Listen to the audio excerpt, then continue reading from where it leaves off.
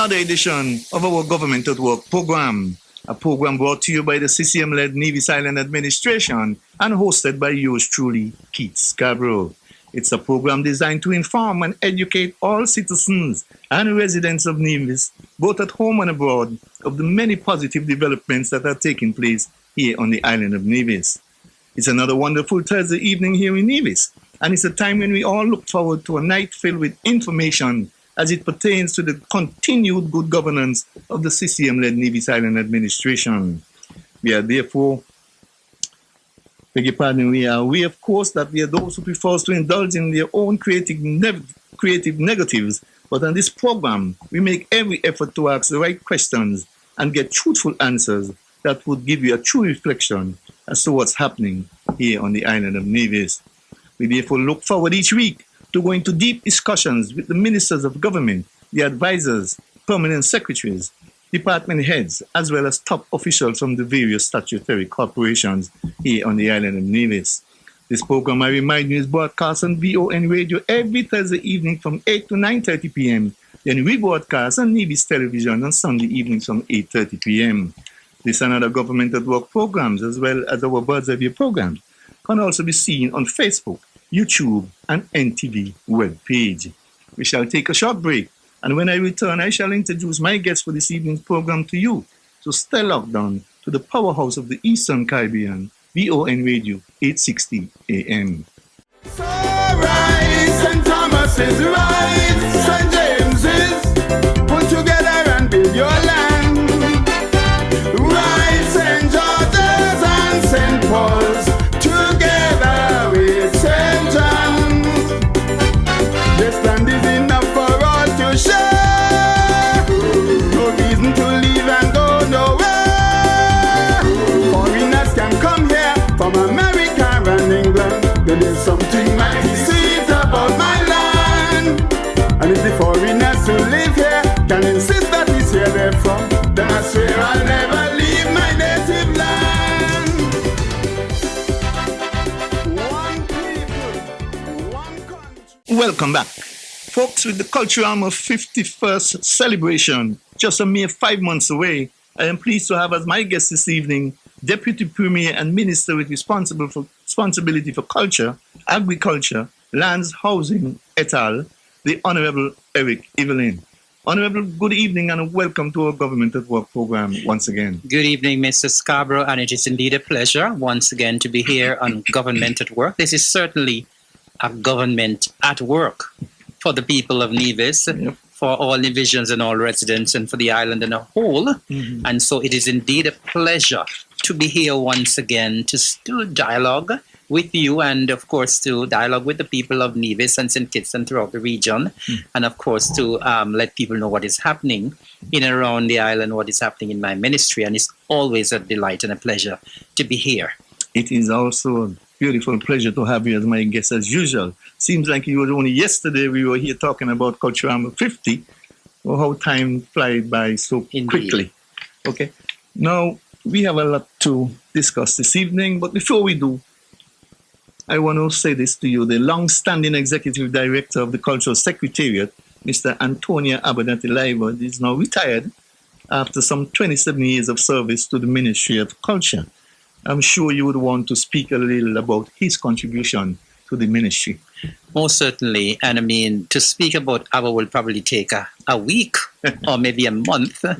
But I'll see how quickly I could encapsulate. But Abo is someone who I would have considered to be a model civil servant, a model employee.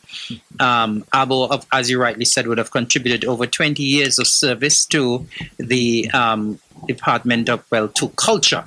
And of course, before he got into the cultural realm, he was in agriculture as well. Yes. Because many people don't know that both myself and Abo, we studied together in Trinidad, and we studied agriculture. Mm-hmm. And so we go way back. And Abo is someone, after he would have gotten into culture, and in terms of leading Culturama, would have done an outstanding job. He would have done a stellar job. He would have provided human service to the area of culture. and in terms of leading the Culturama Secretariat for a number of years.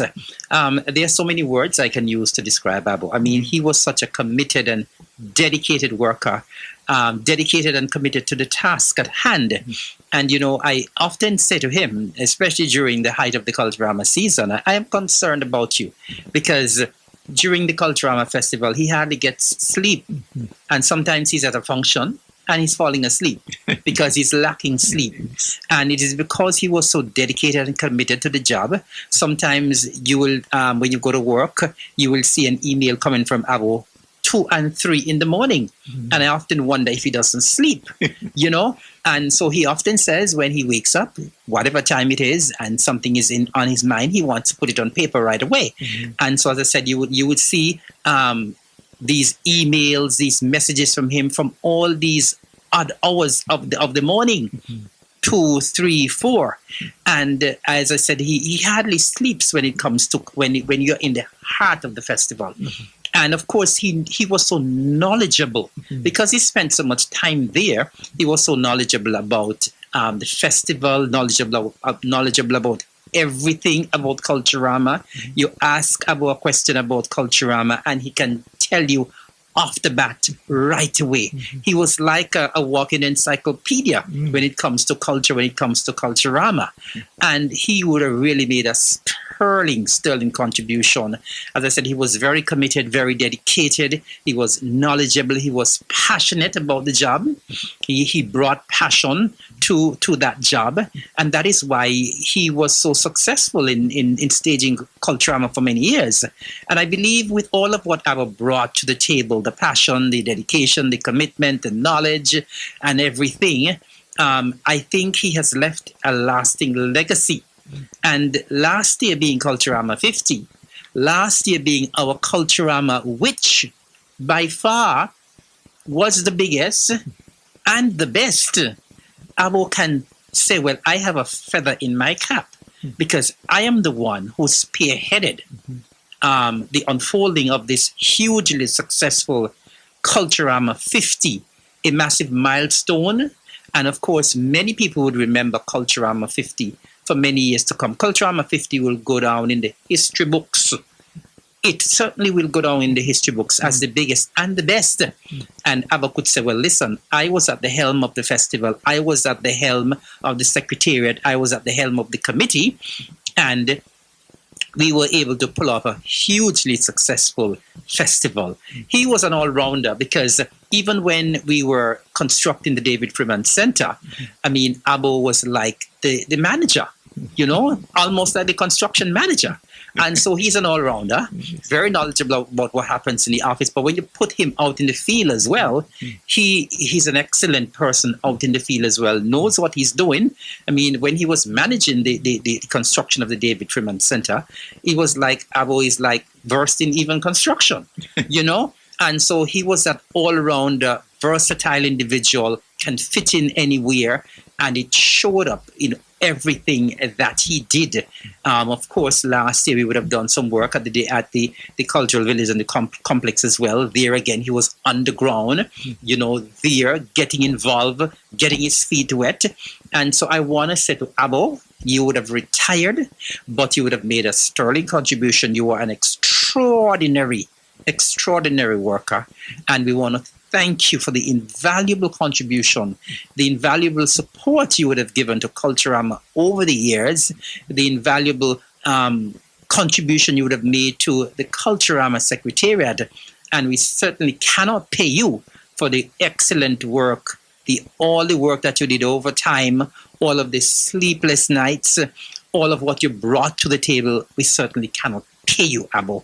And so I want to say, as the Minister of Culture, thank you for the human service, for the great work that you provided. And we cannot and ever will not forget you for the great work you have done. And as I said, your legacy will live on and your work will speak for you, because the work that you have done for Culturama and for the island of Nevis will always be there to see. You were right at the beginning when you say we need a program itself for that. For that. But I join you in saying thank you to Antonio Abernathy Library, because he'd been there for many, many years, not only as the director of the Cultural Secretariat and chairman of Culturama, but he assisted all of the Calypsonians from time to time with their music and so forth. So he would have contributed a hell of a lot to And I'm sure he must have contributed a lot to you as well in your career. Of course. He would have backed me up for almost 15 years. So, we had our thing going. Well, Honorable, I want to move on from our congratulations, like I said, because we don't want to take up the whole night. Now, the CCM-led administration did some extensive work on both the complex and the village last year. Will there be any further upgrades done to either of those two venues for Culturama 51? Well, you're certainly correct. We did a lot of work on both venues last year, and we would have spent a tidy sum as well there at both the cultural complex and the cultural village. And of course, everybody would have come, especially those who visited from overseas, would have come home, and they were really very surprised in terms of the work that we did there, the quality of the work, the extent of the work that was done there. And yes, we did a lot. We spent a lot of money. And so we would not be doing any further upgrades for 2025. Of course, as I said, the work that we did there last year will speak for many, many years to come.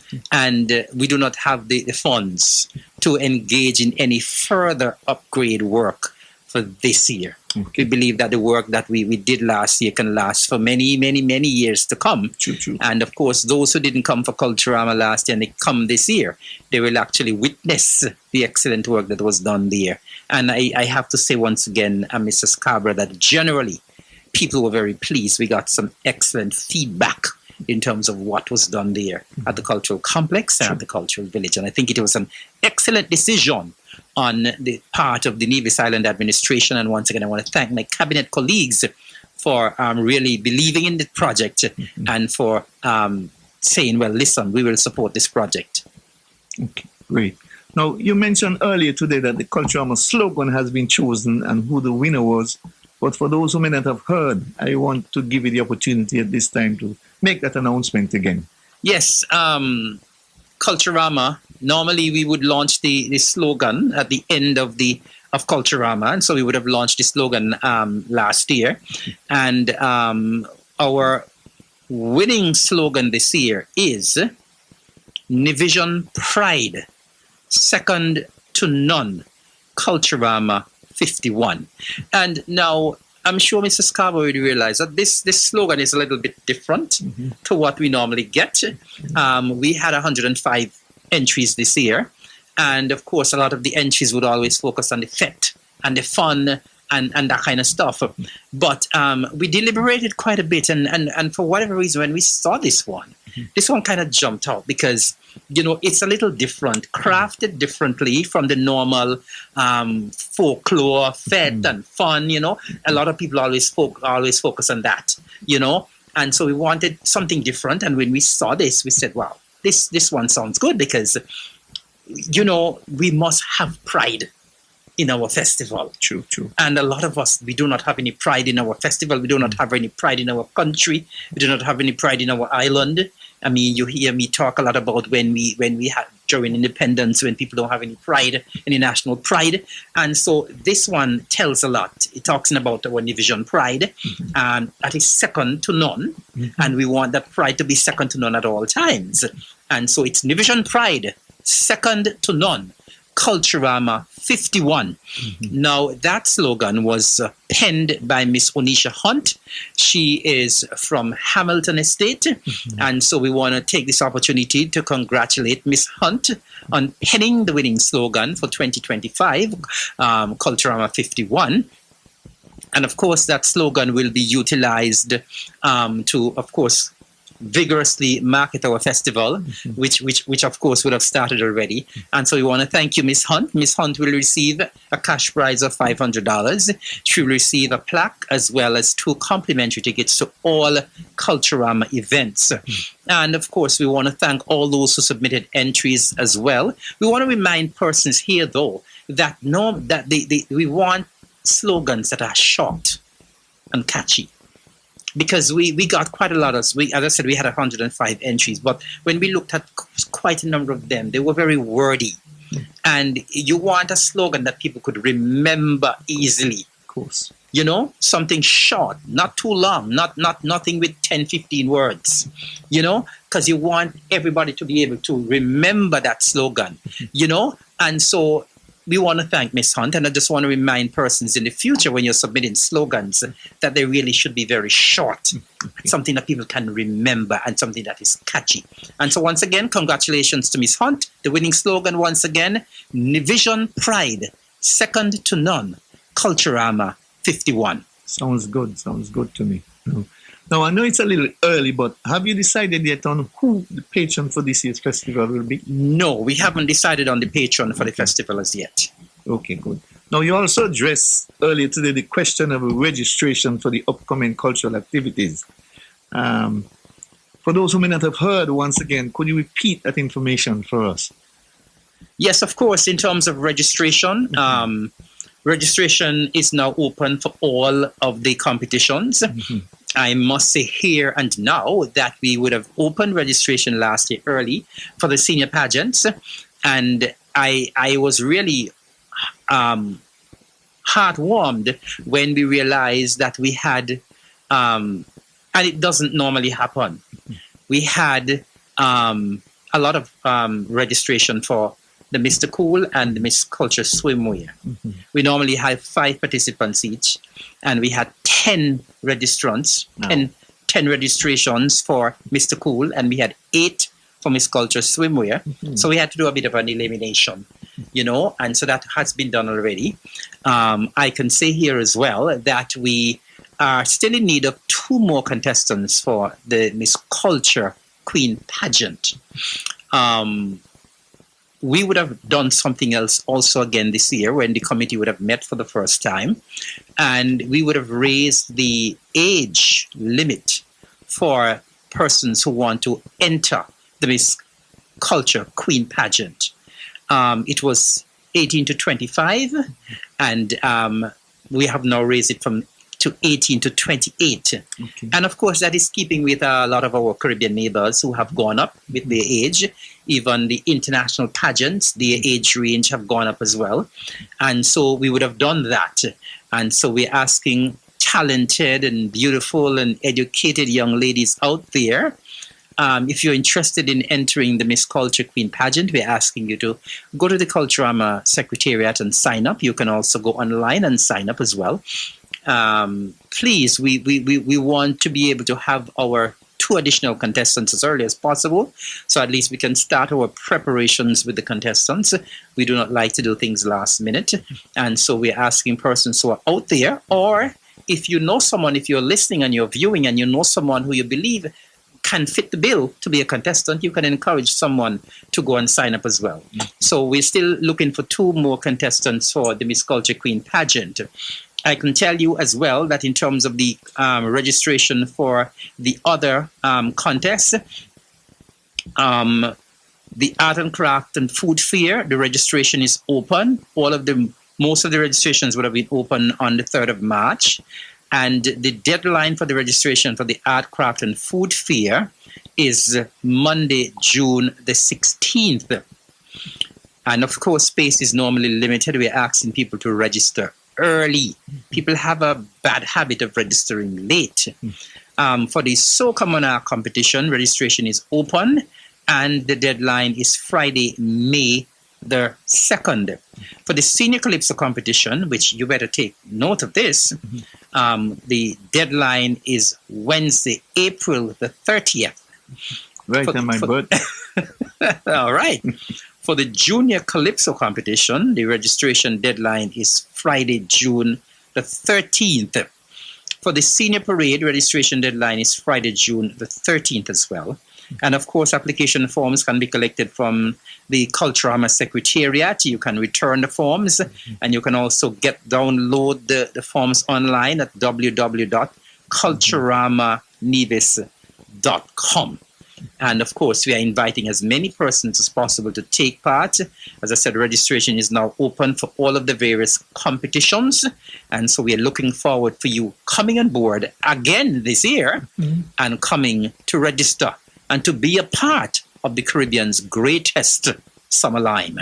Yes. Now, speaking of registration, are there any fees involved for any of the There's activities? normally no registration fee. You just Okay. go on in and register. And I must also indicate as well, as I speak about registration, in terms of private promoters, organizations who are doing fringe events, we are asking you if you're interested in doing a fringe event for Culturama or for pre-Culturama, if you want to be on the cards for the pre-Culturama activities or the Culturama activities, we're asking you to get your letters in as well to the Culturama Secretariat, because people must understand that to get on the calendar, it is not automatic.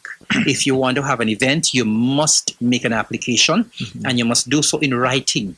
So you must write to the Culturama Secretariat, indicate an interest. Well, I want to have this event as part of Culturama. I want this to be a pre-Culturama activity. I would like, if there is space on the official calendar of activities, that I can be included, but you need to do so early. Because normally, like for example, last year, we had so many applications for fringe events. And of course, Culturama is an event. It is put on by the government, yes, but we cannot do it without you, the private promoters, as well. We cannot host all of the events. We have a core number of events that the Culturama Festival Committee is normally responsible for. But in order for the festival to continue to grow, for it to offer a lot more, we want private promoters to work with us and put on fringe events as well. And so if you're interested in putting on fringe events, we're asking you to get your letters in to the Culturama Secretariat, so at least you can be considered. Because many times people want to do fringe events, and sometimes there are clashes with regards to dates, and sometimes you have to do some juggling. And so those of you who are interested in putting on fringe events, we're asking you to get your letters in as soon as possible. Okay, great. Now, during the 2024 budget presentation, you mentioned that there was to be a merger of the cultural department. Where are we with regards to that initiative? Well, what happened is that, yes, when I spoke in my budget presentation last year, I did indicate that the Nevis Cultural Development Foundation will be collapsed in a sense. There was an ordinance that brought the Cultural Development Foundation into being, and we have seen some issues, some challenges with the NCDF, and so we will now be collapsing that department, that area, and so we'll be repealing the ordinance, and we will now be reverting to a Department of Culture. Right, as I said, there has been some challenges.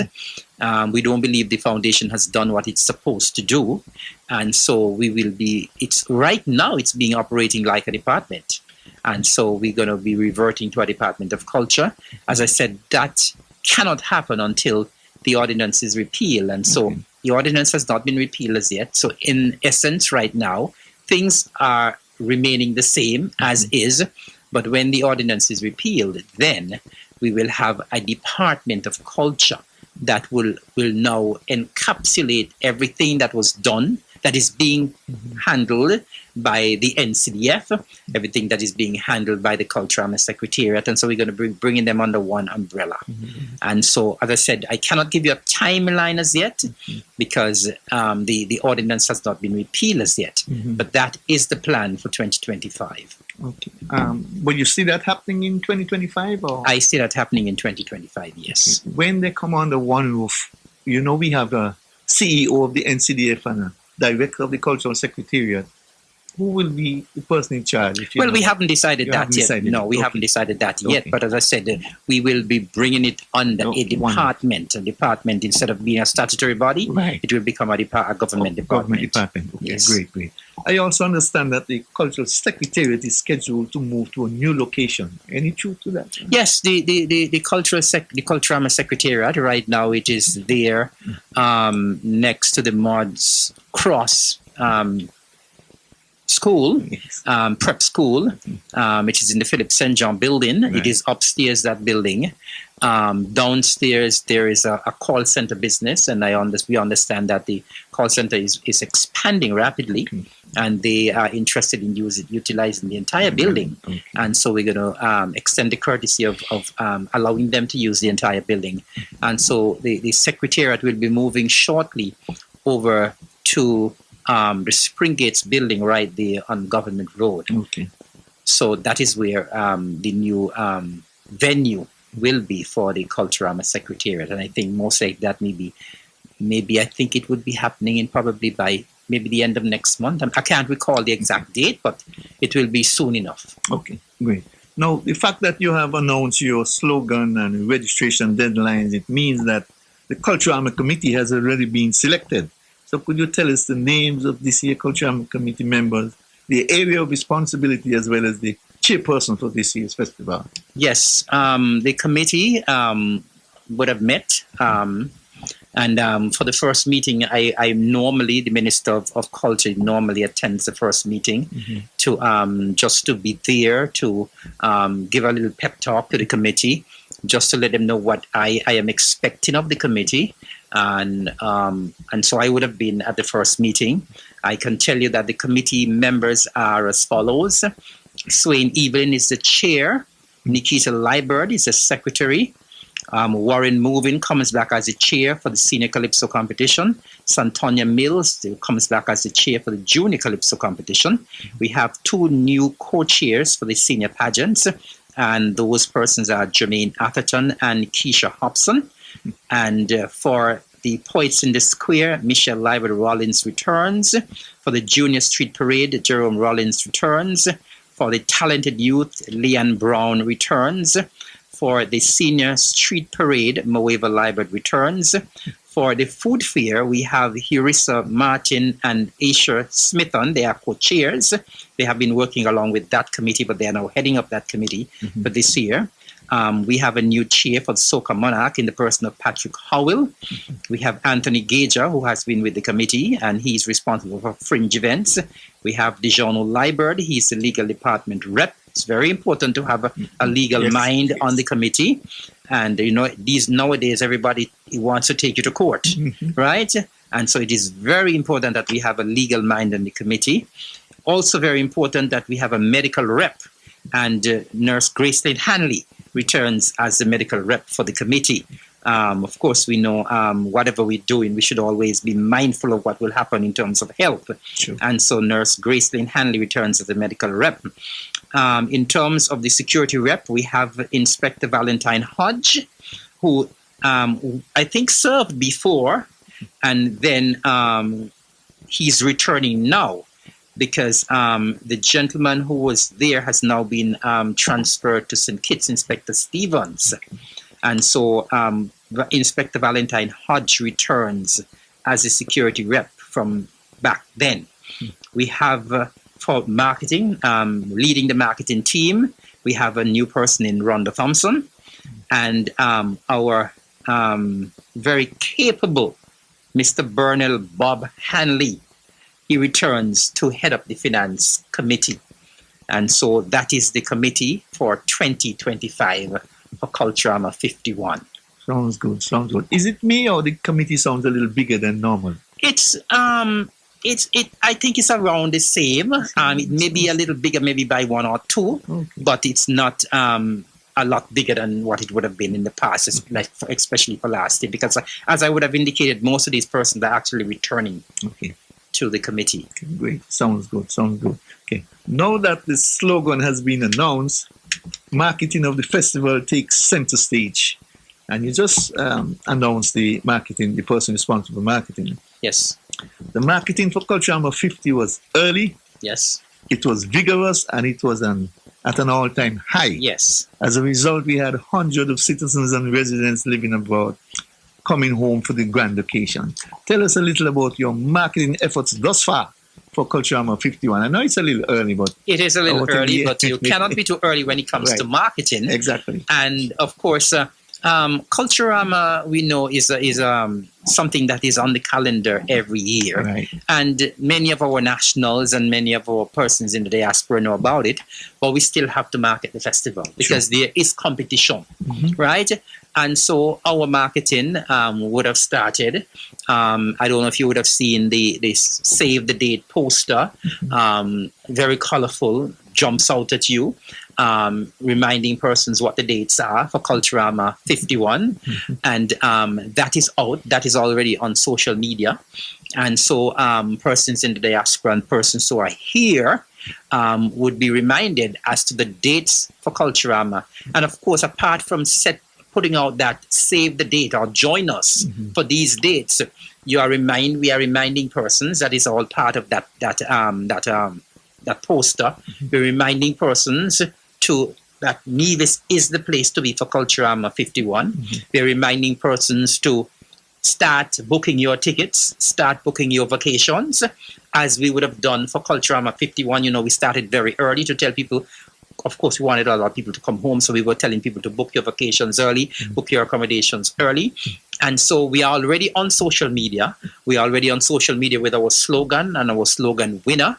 Of course, normally we have already have stuff on radio and television as well. Today, when I was in the house, I would have done some promotion as well, you know, and so the word is already getting out there. I think the kind of promotion that we did last year, I think we are still on a high. And I think we can piggyback from that, what we did in 2024 in terms of our promotion. And so even when we are making a call for registration, that is actually a form of promotion. Sure. So when you're hearing the announcements on radio, when you're hearing the announcement on television that registration is now open, ever since last year when we said registration was open for the slogan, that is a form of promotion because you're letting people out, making people aware that, listen, Culturama 51 is coming up and you need to start getting it in your psyche. And so even all the little announcements that you've been hearing on radio and television, those are forms of promotion in terms of getting people ready, getting people sensitized and letting people know, well, listen, Culturama 51 is on the cards. These are the dates. These are the times that you need to start gearing up for, and especially for persons who are overseas. Of course, you would need to take your vacation. Sure. You would need to start looking at flights. Because, you know, sometimes when you wait till the last minute to book flights can go up and can go up considerably. And so the marketing has started. We were a little bit late getting out of the blocks this year, but I can assure you that even though we were a little late, that everything will be coming on board shortly, and our marketing strategies and so on will be on par with what took place in 2024. I would have spoken a few times to the person in charge of marketing, Miss Thompson, and she's very, very excited. She has a lot of new ideas and so on, and she has a good team with her. And so I am confident that, you know, we would have started and it will just intensify, and the marketing will pay great dividends as it did last year. Okay, great. Now, last year I suggested that the committee should look at marketing the festival during the music festival, especially in light of the fact that they use the Culturama launch as part of their marketing for music festival.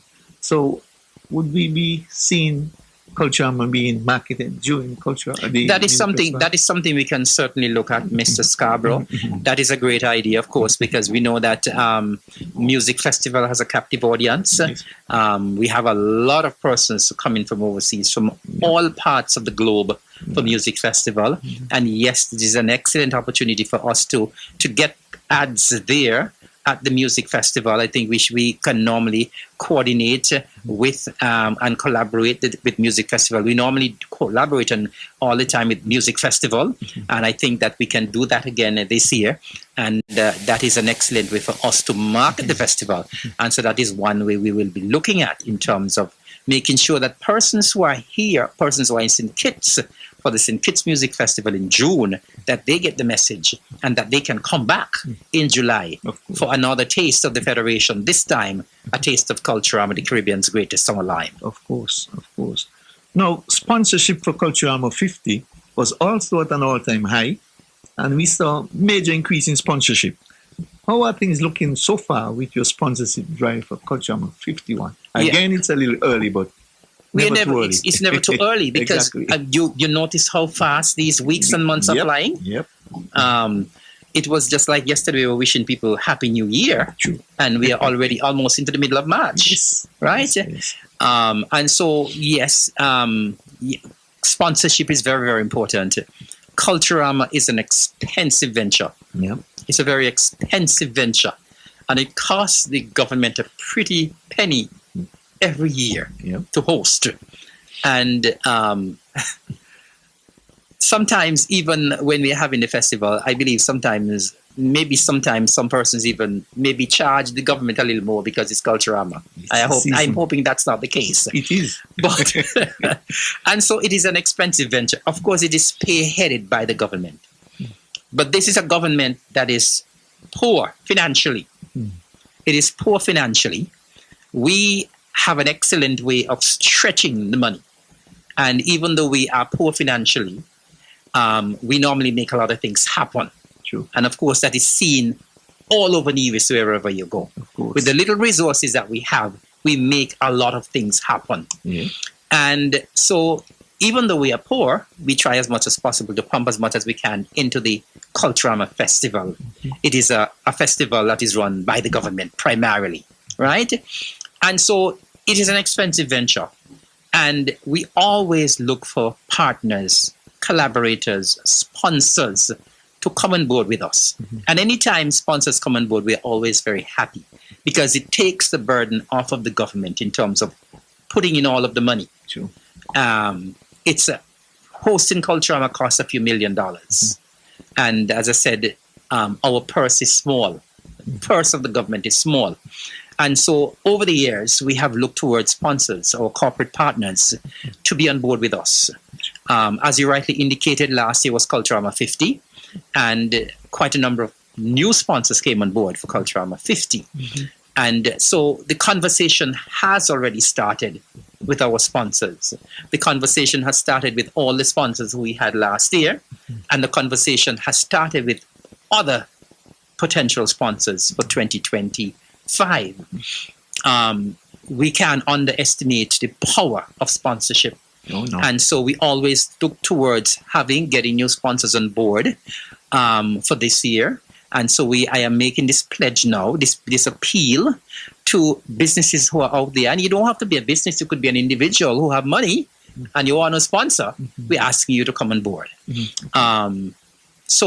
And of course, you normally get quite a lot of mileage from your sponsorship. We try to ensure that our sponsors get as much mileage as possible. And so, as I would have indicated, letters have already been going out to our perennial sponsors. Letters have been going out to new sponsors. Conversations are being had with sponsors. And so, because sometimes you even have sponsors who have been with you for a long time, and they, for whatever reason, they get a little lackadaisical, and so you have to reinforce the conversation that we need you on board, right? And so, as I said, we have started to speak to our sponsors. We may not have gotten a lot of responses back, but we are confident that the responses that we get back will be positive, and we will be doing follow-up with our sponsors. We'll also be trying to broaden the net in terms of our sponsorship as well, try to even see if we can go after some regional sponsors as well. And so that is the plan for 2025. And so I am asking here that our sponsors who have normally been with us over the years, we are asking you please again to come on board with us again for 2025 for Culturama 51. We are looking forward to your support. We cannot do this alone. The government cannot do this alone. The committee cannot do it alone.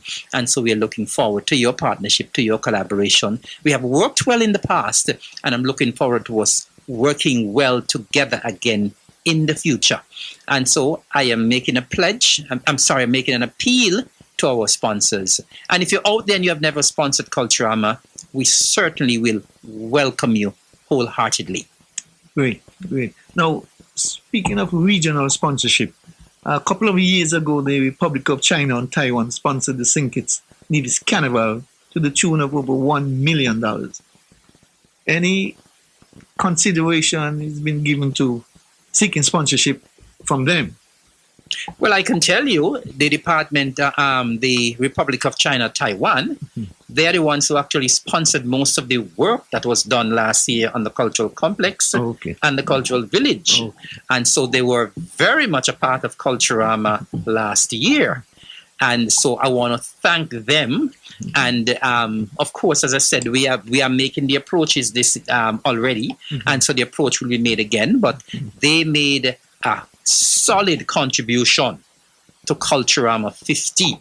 As I said, most of the monies that were spent in terms of the upgrade work at the cultural complex and at the cultural village came from the Republic of China on Taiwan. And they are an excellent partner with us, whether it's in culture, whether it's in agriculture, whether it's in education, in health, in security. They are always on board with us. Agreed. I'm happy to hear that they did so much for the 50th anniversary. Folks, you're listening to Government at Work. My guest this evening is the Honorable Eric Evelyn. We shall take a short break, and when we return, we shall continue here with our discussions on Government at Work. So right, St. Thomas is right, St. James is put together and build your land. Right, St. George's and St. Paul's together with St. John's. This land is enough for all to share. No reason to leave and go nowhere. Foreigners can come here from America and England. There is something mighty sweet about my land. And if the foreigners who live here can insist that it's here they're from, then I swear I'll never leave my native land. One people, one country. Make any announcement that we are positive that these activities will be on the calendar, whether it's for the pre or for the core events. Okay. Great. But trust me, discussions are taking place. Okay. I don't want to finish the cultural discussion unless I ask you this question. Would the ball be back on the calendar for the... I thought he was very good last year. I know you were there, and those who were there, we had some excellent feedback. And for those of you who are listening, Mr. Scarborough is speaking about the Empire Sports Club homecoming ball at Malcolm Gishad Park. It went very, very well.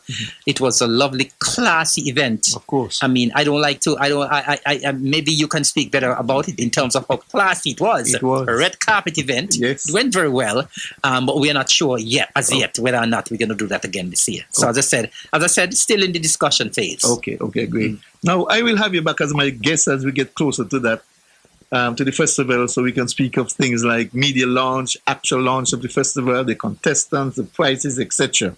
But I want to focus your attention now on the Ministry of Agriculture, because we are just 3 weeks away from another major event that falls under your leadership, and that is the ever-popular AgroFest. How are plans coming along thus far for this major event? Well, I would say plans are unfolding quite nicely for the Agri Expo. Of course, this is a huge event, as you would have indicated, and as I would have indicated in Parliament today. It's one of the largest events on the calendar for the island of Nevis. It's something that people look forward to with bated breath every year. Yep. And every year it seems to get better. Every year it seems to get bigger. Every year we seem to have more persons participating. And, I always marvel because, Mr. Scarborough, this thing started out so small at the Department of Agriculture. I remember. Prospect. I remember. It started out so small up there, right at the home of agriculture. Yes. And it outgrew there. Then it came to the villa. Then it outgrew the villa. And now it's at the ETW Park, where we think it's our permanent home. So I would say plans are unfolding well for the Agri Expo. They have had several meetings at the department level in terms of planning. We would have started our planning since last year. We would have put out information on radio and television since last year and then in January.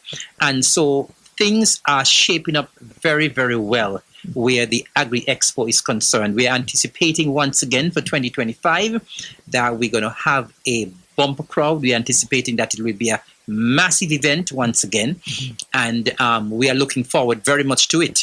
And so I can tell you that the department staff is right now very, very busy where that is concerned. We are very busy in terms of the planning, in terms of the preparation.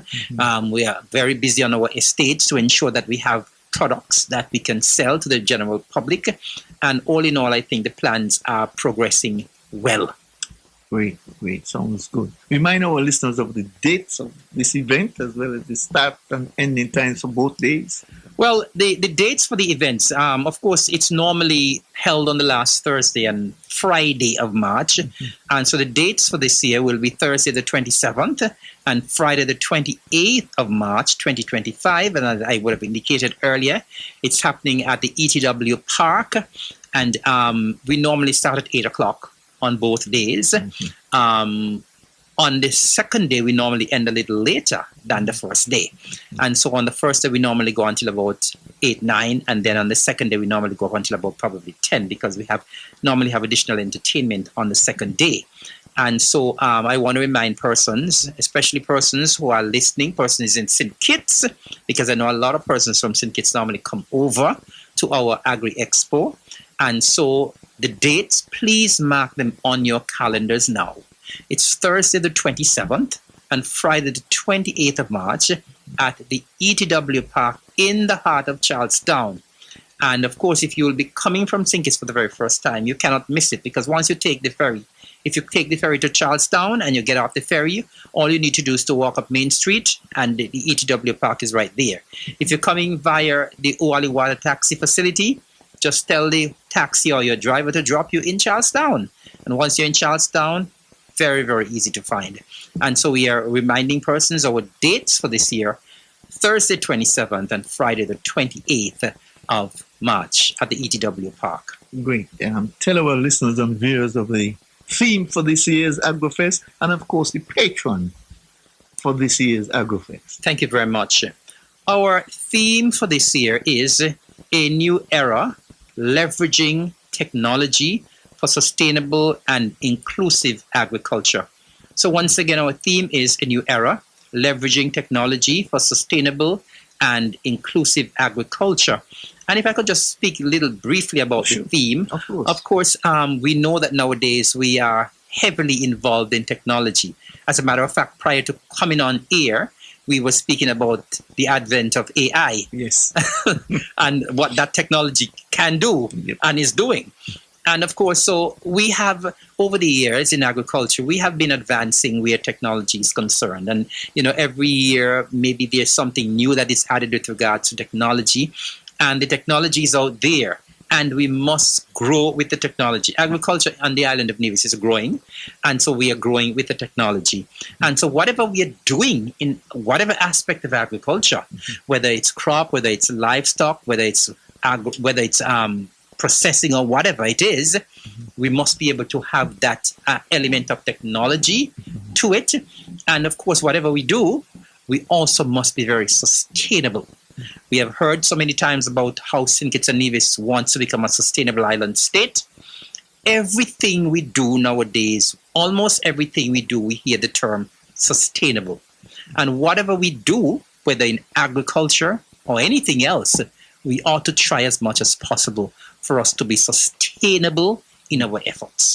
And so I think the theme is very appropriate in terms of the measure of technology, in terms of the injection of the sustainability issue. I think we have been using the word sustainable many times now for our Agri Expo. And of course, we want people to be mindful of that at all times. Whatever we do, we ought to be sustainable. And of course, this is a new era. This is a new era. And so once again, our theme is a new era, leveraging technology for sustainable and inclusive agriculture. Our patron for this year is Mr. Daniel Atherton. Most of us know him as Danny Atherton. And of course, I believe Danny is a very fitting person to be the patron for this year. Quite deserving. Very deserving. Danny is someone who would have worked with me in agriculture for many years. When I entered agriculture, Danny was there in the department. He would have spent a lot of time in the Department of Agriculture, and he's someone who has a lot of experience in the field of agriculture. And so Danny, I believe, is a very fitting person to be named the patron this year. Agreed. Of course, Danny would have worked in the field of marketing as well. When he was there, he would have worked in extension.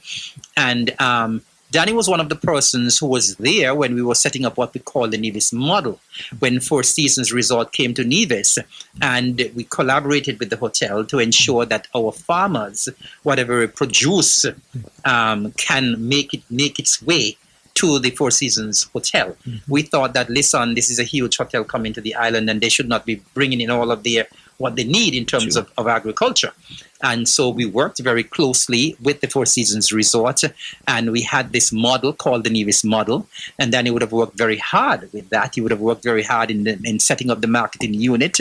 And now we have a very thriving marketing unit. Of course, he is now retired, but Danny has a wonderful farm at Catesby. Of course. And so he's someone who has that background in agriculture. And even before he worked in the Department of Agriculture, his family would have worked in agriculture. His parents would have worked in agriculture. Sure. And so he has that background from way back when in the field of agriculture. And so the department saw it fitting this year to honor him, to name him as a patron for Agri Expo 2025. I want to take this opportunity to congratulate you, Danny, and very fitting to be the patron for 2025. And as I said, congratulations, and very deserving as a patron. As I said, still very much involved in agriculture, doing a lot there at Catesby. And only recently we had the Sir Probin Innes Memorial Lecture. He was a person who spoke at that lecture in Nevis at the Malcolm Gishad Park. I attended that lecture, and his presentation was very outstanding. And so I want to congratulate Danny once again in being named as a patron for Agri Expo 2025. Great.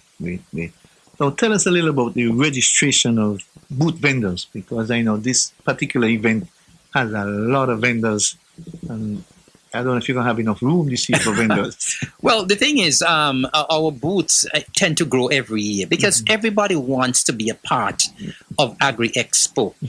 Persons who attend that event knows the reputation we have built over the years. Yep. And everybody comes with an expectation that Agri Expo will be grand.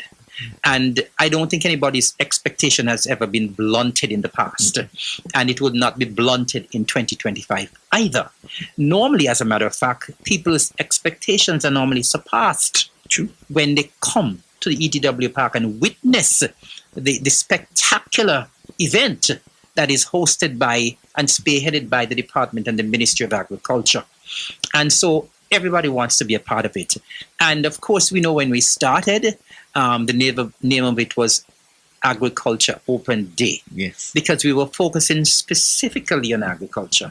And we hosted it right there in our environs at the Agriculture Department. And so we focused primarily on agriculture. The event has grown in leaps and bounds, and we've made some huge strides.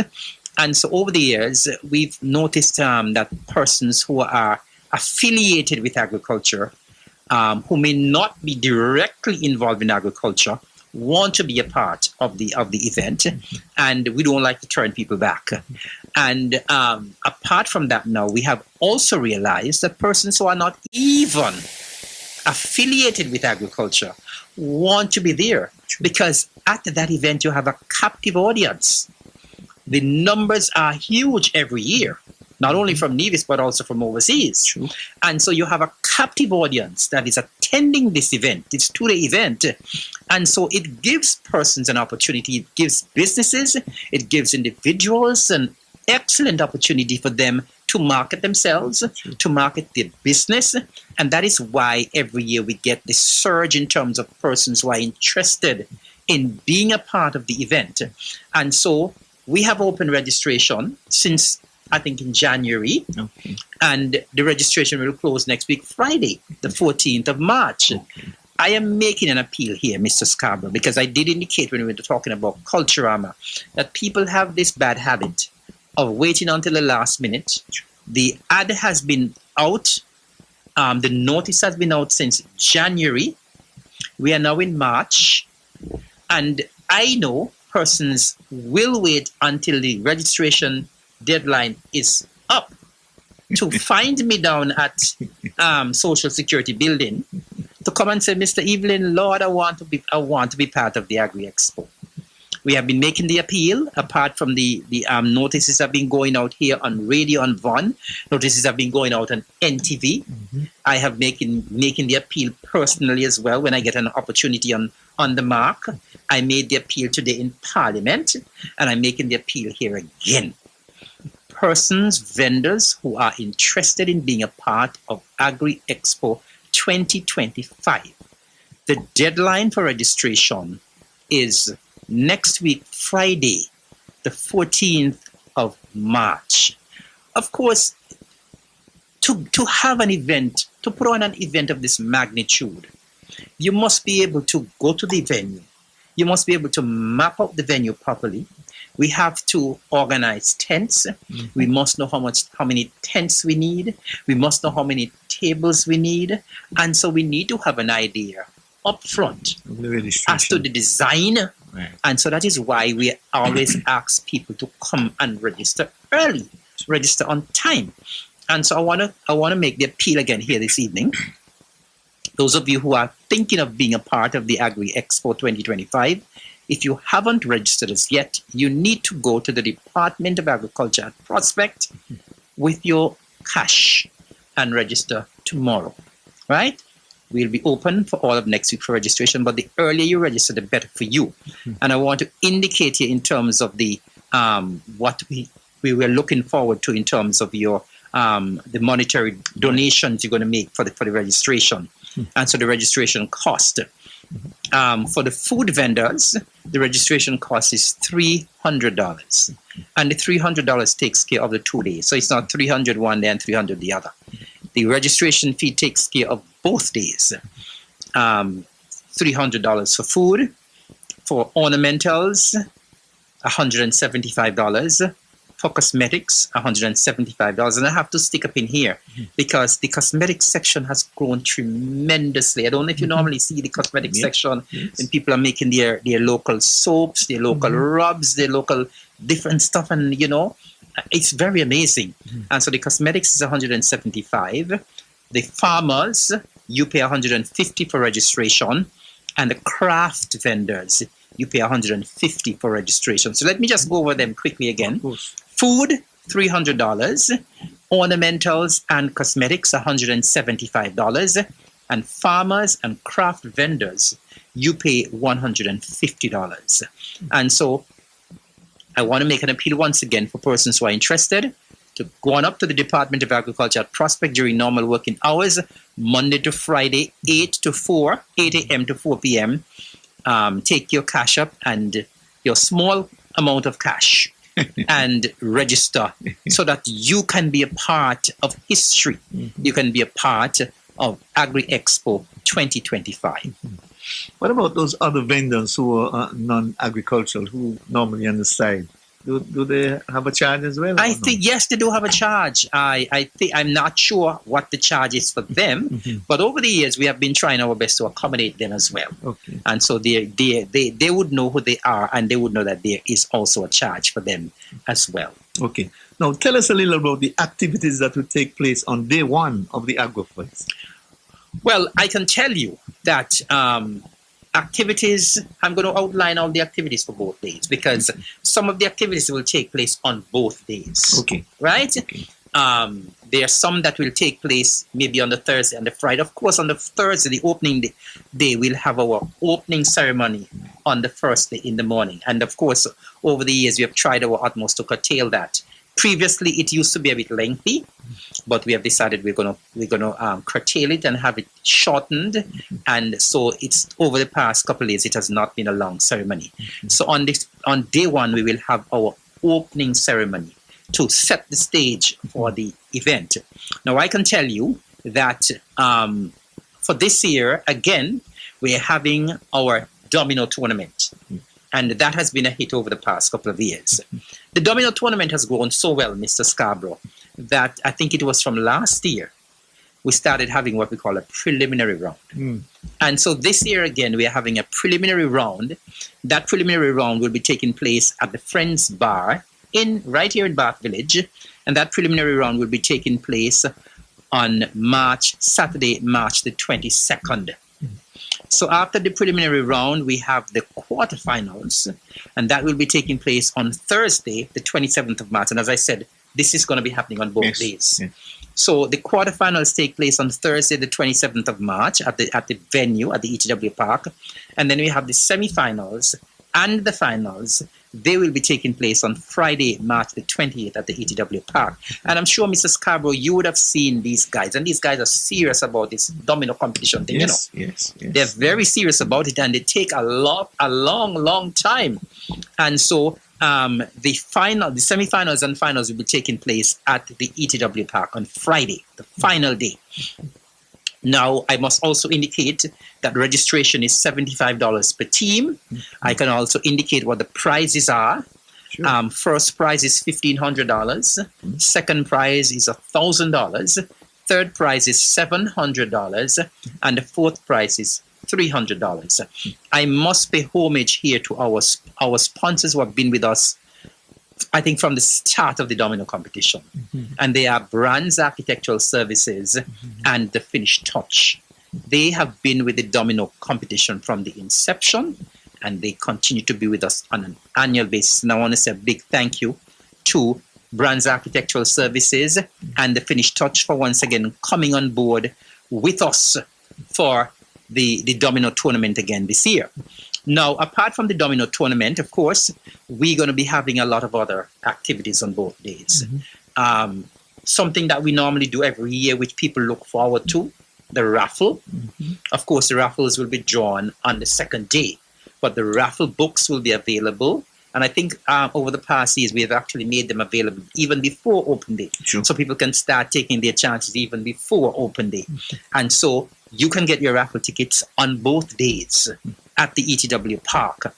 On both days, of course, we know we have the farmers market, that area where the farmers will be when you have all the fantastic fresh produce. And when people come there, people marvel at what we are doing on the island of Nevis, And of course, the farmers market will be there. Our agro-processors will be there.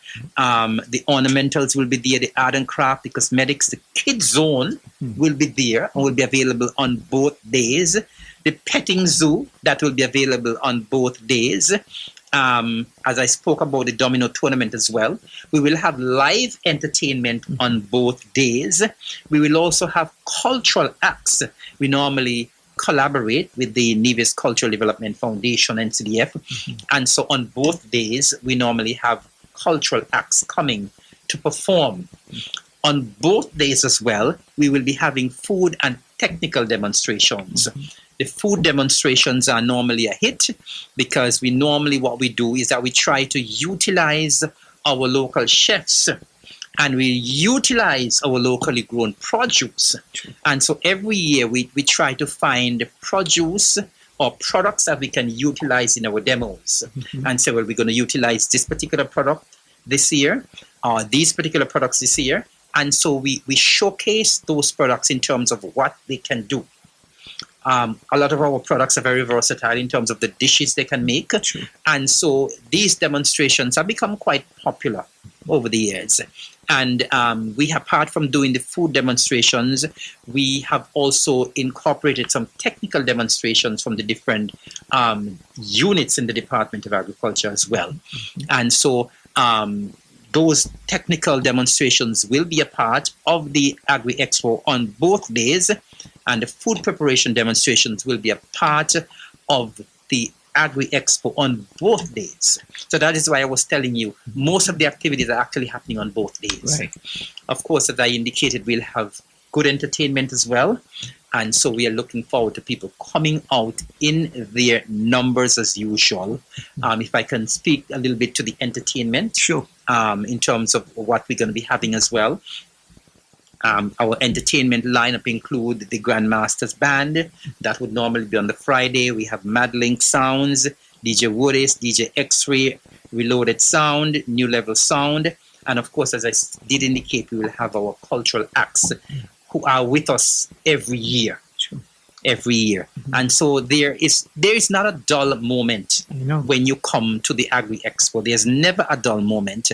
And so we are looking forward to people coming out in their numbers once again for the Agri Expo on March 27th and 28th. Of course, we're expecting a bumper crowd again. I want to indicate here that school children, once you come in your uniform, you will be admitted free. There's no admission fee for you, the school children who are in uniform. However, the very small fee for persons, adults, is just $5. And that is absolutely nothing to pay to come in to witness the spectacular event that we normally have at the ETW Park. That's true. That's a giveaway for all that entertainment. It's certainly a giveaway. Yes, yes. Now let me ask you, which anniversary are we celebrating this year? I almost believe it's the 29th. I almost believe it's the 29th. I think so. So I believe next year is going to be a milestone year for us. Right. It's a big. That's why I asked the question, because I think next year is supposed to be the 30th. Are we going to be seeing, and it's a little earlier, are we going to be seeing the Calypso show come back, possibly a Queen show for this big 30th anniversary? That's a good question, Mr. Scarborough. We don't know yet. It's early days yet.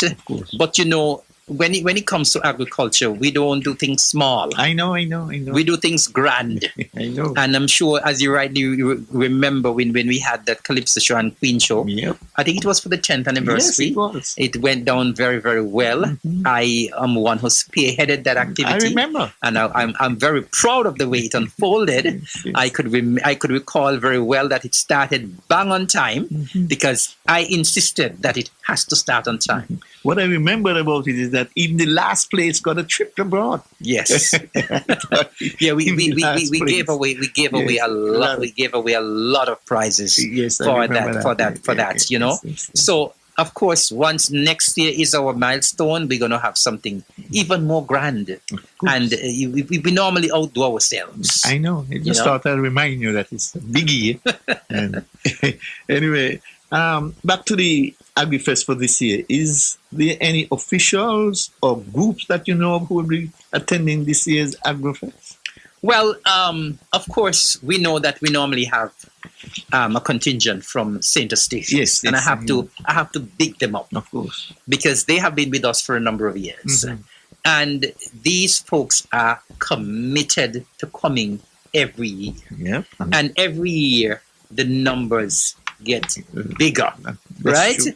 And what I was very pleased about, I think it was either last year or the year before, is that I don't think we people recognize the kind of injection that goes into the economy from this event. I don't think so. I don't think people recognize the injection, because when I went down to the Charlestown ferry terminal to see off some of them, little did I know that the vessels that actually went to Statia and were taking them back were vessels from St. Kitts and Nevis. Oh, really? Yes, they were vessels from St. Kitts and Nevis. I remember at one point in time the Mark Twain used to go. But recently they were using their own vessels from Statia. But recently they have been actually utilizing vessels from St. Kitts and Nevis. Yep. So the money is actually coming to St. Kitts and Nevis to pay for them to come. And then when they come, Mr. Scarborough, I don't know if you have seen these folks when they're heading back to the pier. Yeah, they shop but crazy. They shop till they drop. Yes. They shop till they drop. I mean, when it comes to plants, when it comes to ornamentals, when it comes to fruit trees, they buy so much. True. They buy so much. And I really have to give kudos and credit to our contingent from St. Eustatius. Yep. They have been our partners for many years, and so they, of course, will be coming back this year. And of course, hopefully we should be having a contingent from Sabre this year. Okay. Because our friends from Sabre got a little jealous.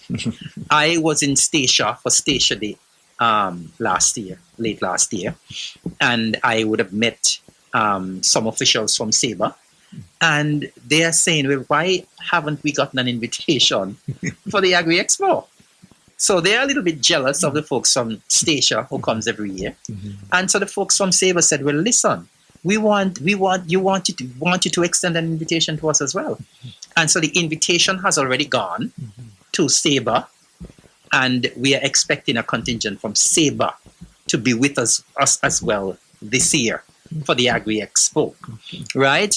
Of course, we know we normally have our allied agencies who are normally part of the festival. I call it a festival. We're normally part of the Agri Expo. We normally have our friends from the Republic of China, Taiwan. We normally have IECA. We normally have ECGC. And I must take a pin here as well, because ECGC normally sends a contingent. And they were so pleased. They were so pleased when they came last year that they wanted to take back all of the hams, local hams that we had in Nevis, back to St. Vincent and the Grenadines. You know, and people don't understand the kind of impact that this event has on not only us in St. Kitts and Nevis, but the region. You know, and because the folks from ECGC, they were tying the fact that their feeds are being utilized to feed the pigs, and the pigs are now being utilized for ham. And so they're saying, well, this is good tasting ham from pigs, which were grown from our feed. Of course. And so they're making that link. That connection. They're right? making that connection. Yes. And so when I visited their booth last year, they were over the moon. They had ham there, local ham, and they were, all persons who came to the booth, they were asking people to taste the ham and give them a feedback. And they were reminding persons when they came and they tasted the ham, the pigs that were produced for those hams, they ate our feed. You know? And so that link was made. And so we have allied agencies that come all the time, and we are very happy to have them.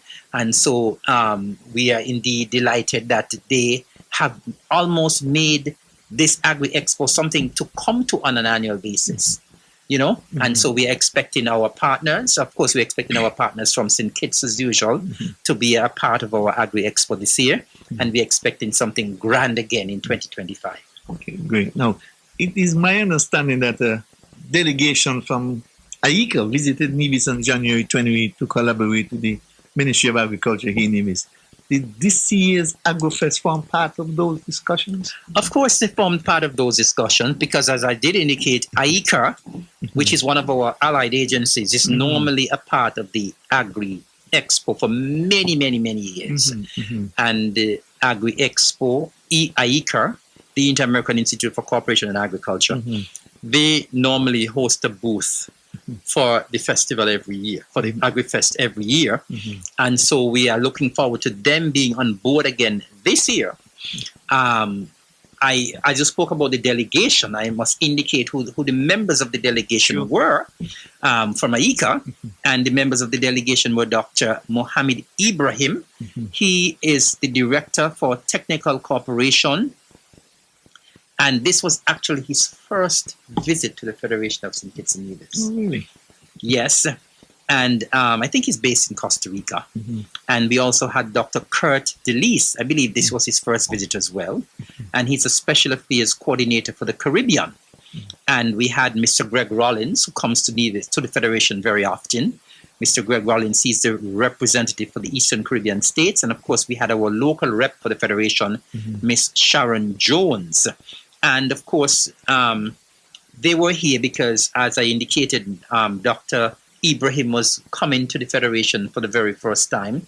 And so it was like a learning visit for him. And so he would have met with officials from both St. Kitts and Nevis. He would have met with the ministers, permanent secretaries, the technical team, and they would have done some field visits as well. And so they were here to look at ways in which we can continue to collaborate and ways in which AICA could continue to assist St. Kitts and Nevis in terms of our efforts at food security and food sovereignty.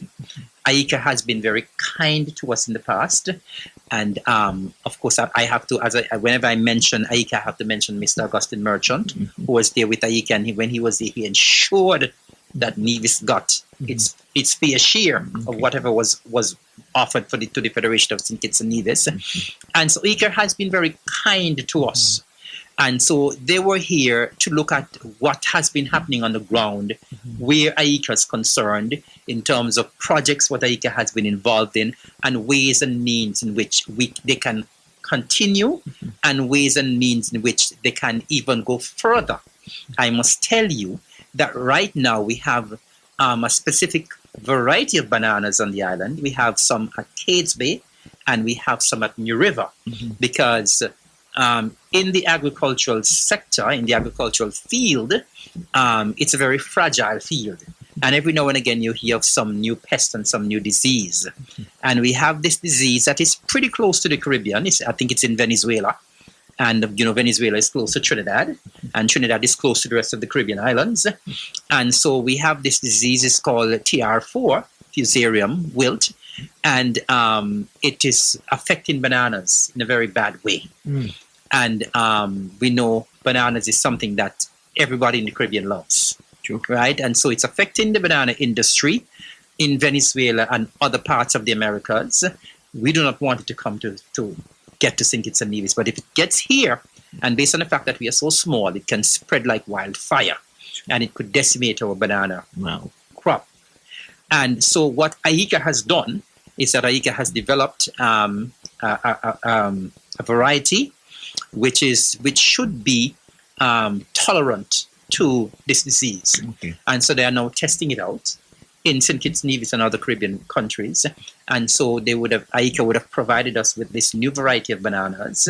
And so we are now, as I said, we are doing our trials. We have a plot at New River, and we have a plot at Cades Bay. I would have visited both plots. I'm very happy to see that the plot at New River is already in production. And so what AICA is trying to do is for us to grow, for us to taste, to see how the bananas are tasting as compared to other varieties. And so AICA has been doing quite a lot with us. They have given us tremendous assistance over the years, tremendous assistance with our agro-processing unit, with our abattoir, in terms of chills, in terms of our farmers. And so they were here to see what is happening. And I must say here and now that they've given us a tremendous assistance with our shade house technology.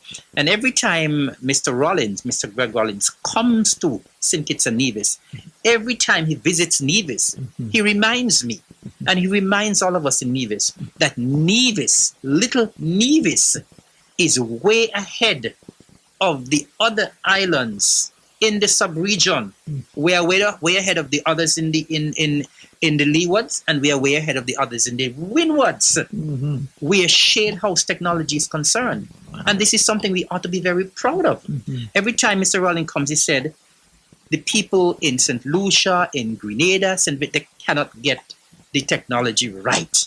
And he always marvels when he goes out and visits the shade houses here on the island. He marvels at the excellent quality of products that we are producing in these shade houses. And so they were here. They wanted to see what's happening, what AICA has been doing, and how much more assistance they can give in terms of the agricultural development here on the island of Nevis. So we welcomed them, and it was an excellent visit. Great. Time is running us down. We have a lot to get into. But before time runs us out, I want to say Mr. Huey Sargent, who was the permanent secretary in agriculture, has recently retired. And just like I did with Abu, I want to give you the chance to say a few words about his contribution to agriculture. Yes. Well, Mr. Sargent, actually, he's still on leave. Oh, so okay. he hasn't fully retired as yet. Okay. Okay. He is He had still so much vacation. He's still the permanent secretary until next month, until April. Okay. Right? Okay. But I want to take this opportunity as well, of course, to say a hearty thank you to Mr. Sargent. Of course, he would have been the permanent secretary for the agriculture for quite some time under the Honorable Alexis Jeffers and then under me.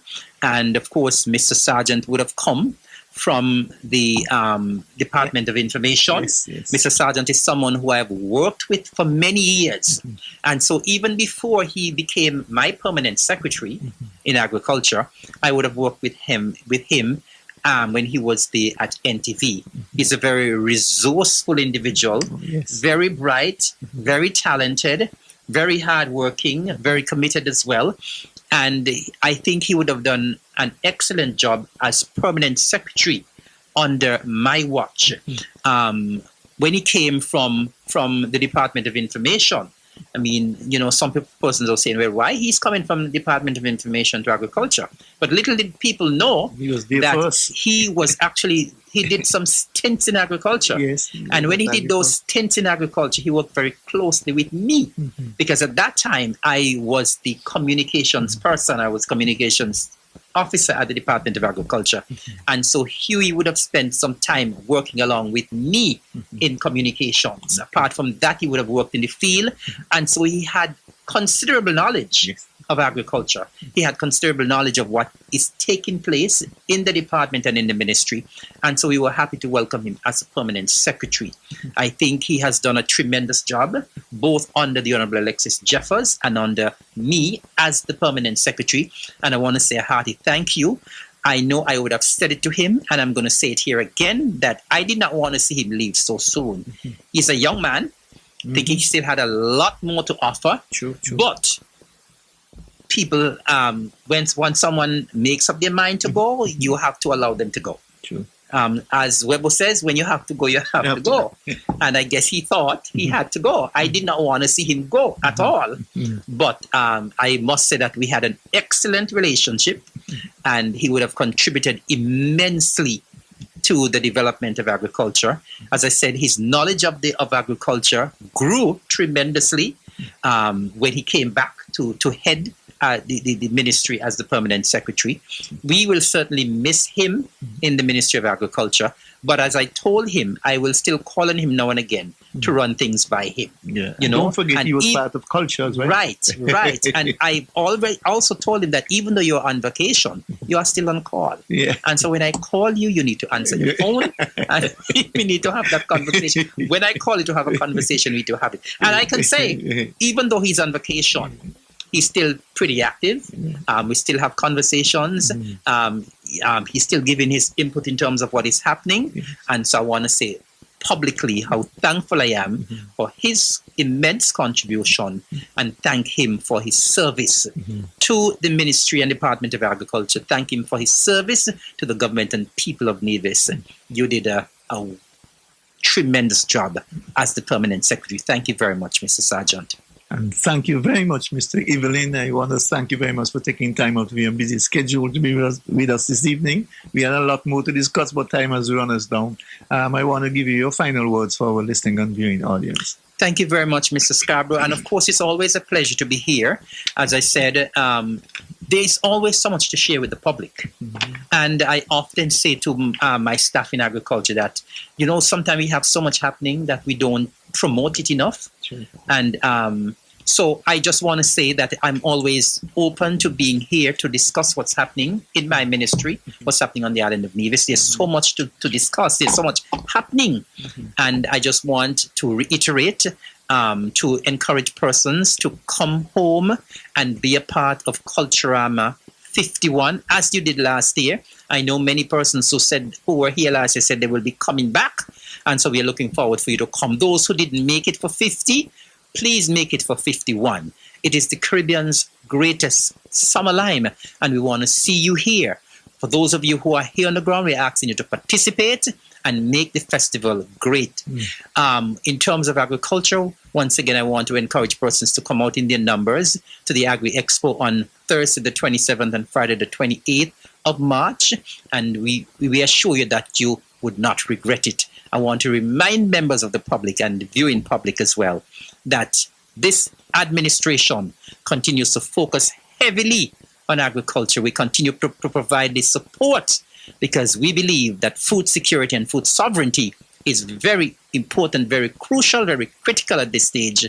And we continue to place a lot of emphasis and we continue to give the necessary support to ensure that the industry grows and grows in leaps and bounds. So once again, thank you, Mr. Scarborough. It has been my pleasure being here. It was a pleasure having you as well. Folks, we have come to the end of another edition of our Government at Work program. Join us again next week when we shall do it all over again. Do enjoy the rest of the evening's programming and have a pleasant night's rest. Good night.